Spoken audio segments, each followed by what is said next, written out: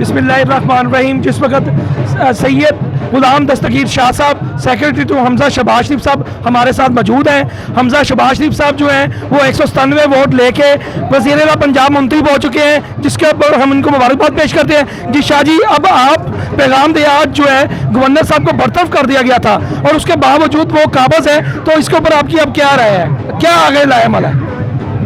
Governor साहब को तो चाहिए था कि पहले जिस दिन इमरान खान साहब गए थे उसी दिन अखलाकी तौर पर उनका जवाज़ ख़त्म हो गया था, उनको रिज़ाइन करके चले जाना चाहिए था। लेकिन ठीक है, जितनी भी रुकावटें वो डालना चाहें डाल लें, लेकिन आखिर आइन और कानून की फतह होगी और मियाँ हमजा शहबाज शरीफ साहब जो कि आइनी तौर पर और कानूनी तौर पर असम्बली से 197 वोट लेकर मुंतखब हो चुके हैं वज़ीर आला, इंशाल्लाह वो बहुत जल्द जो है वो हलफ लेंगे और आइनी तकाज़े पूरे होंगे इंशाल्लाह। बहुत शुक्रिया जी हमजा शहबाज शरीफ साहब, इंशाल्लाह आइनी तकाज़े पूरे होंगे और बहुत जल्द हलफ लेंगे।